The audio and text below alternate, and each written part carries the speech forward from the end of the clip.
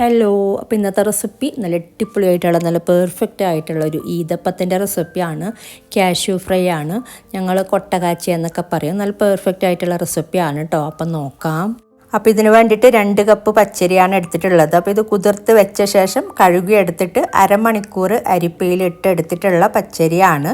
പിന്നെ 1 കപ്പ് തേങ്ങയും കൂടെ എടുത്തിട്ടുണ്ട്. 2 കപ്പ് പച്ചരിയും 1 കപ്പ് തേങ്ങയും 2 മുട്ടയും കൂടെ ചേർത്ത് കൊടുക്കുന്നുണ്ട്. അപ്പോൾ ആദ്യം ഞാനിപ്പോൾ പകുതിയാണ് കേട്ടോ ഇട്ട് കൊടുക്കുന്നത്. 2 ബാച്ചായിട്ടാണ് അരച്ചെടുക്കുന്നത്. അപ്പോൾ നേരെ പകുതി അരിയും അതുപോലെ പകുതി തേങ്ങയും 1 മുട്ടയും ഇതിലോട്ട് ചേർത്ത് കൊടുക്കുന്നുണ്ട്. വെള്ളത്തിൻ്റെ അളവ് ഞാൻ കറക്റ്റ് പറയാം കേട്ടോ. നിങ്ങൾ ബ്ലെൻഡറിലോട്ട് ഇട്ട് കൊടുക്കുമ്പോൾ വെള്ളം നല്ലോണം ഊറ്റിയിട്ട് അരമണിക്കൂറൊക്കെ ഒരു അരിപ്പയിൽ ഇട്ടിട്ട് വേണം ഇത് അരച്ചെടുക്കാനായിട്ട്. അല്ലെങ്കിൽ ഞാൻ പറയുന്ന അളവിൽ വെള്ളം പറയുമ്പോൾ കൂടിപ്പോവും. അപ്പോൾ വെള്ളത്തിൻ്റെ അളവ് ശ്രദ്ധിക്കാം കേട്ടോ.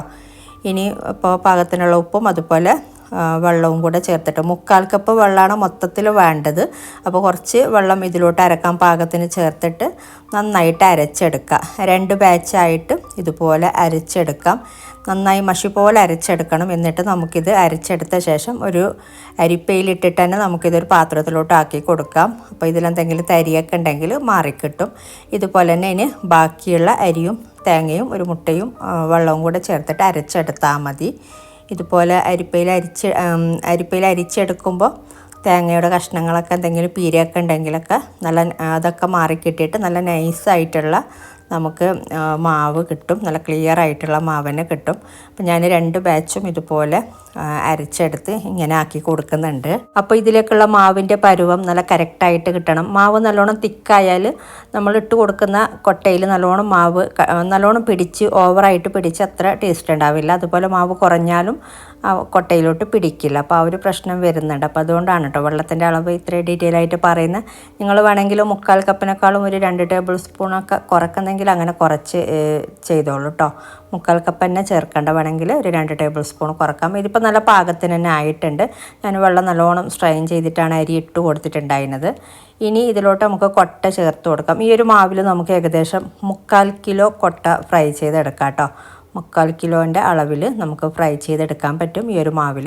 ഞാൻ ഇതുപോലെ ഇതിലിട്ട് കൊടുത്തിട്ട് ഏകദേശം ഒരു 5 മിനിറ്റോളം ഇതുപോലെ വെക്കുന്നുണ്ട്. എന്നിട്ടാണ് ഫ്രൈ ചെയ്തെടുക്കുന്നത്. അപ്പോൾ എണ്ണ നല്ല ചൂടായ ശേഷം നമ്മൾ ഇതിലോട്ട് ഇട്ട് കൊടുക്കുന്ന സമയത്ത് ഫ്ലെയിം നല്ലോണം കുറക്കുക. പിന്നീട് ഫ്ലെയിം കൂട്ടി കൊടുത്താൽ മതി കേട്ടോ. നമ്മൾ ഓരോന്ന് ഇട്ട് കൊടുക്കാനായിട്ട് ഒരു ഇച്ചിരി സമയം എടുക്കുന്നുണ്ട്. അപ്പോൾ അതിന് വേണ്ടിയിട്ടാണ്. എന്നിട്ട് മീഡിയം ഫ്ലെയിമിൽ വെച്ചിട്ട് ഇതുപോലെ ഫ്രൈ ചെയ്തെടുത്താൽ മതി. അപ്പോൾ ഇത് ഫ്രൈ ആയി കിട്ടാൻ ഒരു ഇച്ചിരി സമയം എടുക്കുന്നുണ്ട്. ഫ്ലെയിം കൂട്ടി വെക്കുക ഈ ഒരു സമയത്ത്. ഇതിപ്പോൾ ആയിട്ടുണ്ട്. അപ്പോൾ നമുക്ക് മാറ്റാം. നല്ലൊരു ബ്രൗൺ കളറായി കിട്ടിയിട്ടുണ്ട്. ഈ ഒരു സമയത്ത് ഫ്ലെയിം കുറക്കാട്ടോ. നമ്മൾ ഇതിൽ നിന്ന് മാറ്റുന്ന സമയത്ത് ഇതിപ്പോൾ കണ്ടില്ല, എല്ലാം നല്ല സെപ്പറേറ്റ് ആയിട്ട് തന്നെ കിട്ടിയിട്ടുണ്ട്. അല്ലാന്നുണ്ടെങ്കിൽ എല്ലാം കൂടെ ഒട്ടിപ്പിടിച്ച് മാവൊക്കെ നല്ലോണം പിടിച്ച് അങ്ങനെയൊക്കെ ആയിരിക്കും. മാവിൻ്റെ പരുവം കറക്റ്റായാൽ നമുക്ക് ഇതുപോലെ നല്ല സെപ്പറേറ്റ് ആയിട്ട് കിട്ടുന്നുണ്ട്. അപ്പോൾ കഴിക്കാനും നല്ല ടേസ്റ്റാണ് കേട്ടോ, നല്ലൊരു കറുമുറായിട്ട്. അപ്പോൾ ഈ ഒരു രീതിയിൽ ഇനി ബാക്കിയുള്ളതും കൂടെ ഫ്രൈ ചെയ്തെടുത്താൽ മതി. നമ്മൾ ഇതിലോട്ട് ഇട്ട് കൊടുക്കുമ്പോൾ എപ്പോഴും ഫ്ലെയിം കുറക്കുക, പിന്നീട് കൂട്ടി കൊടുക്കുക. ഇതുപോലെ നമുക്കൊരു 3-4 പ്രാവശ്യം ഉണ്ടാക്കിയെടുക്കാനുള്ള അളവാണ് കേട്ടോ. ഈ ഒരു ഇതിൽ നമ്മളെടുത്ത 1/4 കിലോ കൊട്ട വെച്ചിട്ട് നമുക്കൊരു 3-4 പ്രാവശ്യം ഇതുപോലെ ഫ്രൈ ചെയ്തെടുക്കാം. അപ്പോൾ ഇതുപോലെ നിങ്ങൾ ട്രൈ ചെയ്തിട്ടില്ല എന്നുണ്ടെങ്കിൽ ട്രൈ ചെയ്ത് നോക്കിയിട്ട് നിങ്ങളുടെ അഭിപ്രായങ്ങൾ അറിയിക്കാം കേട്ടോ. അതുപോലെ വീഡിയോ ഇഷ്ടമാവുകയാണെങ്കിൽ ലൈക്ക് ചെയ്യാനും കമൻറ്റ് ചെയ്യാനും ഷെയർ ചെയ്യാനും മറക്കരുത്.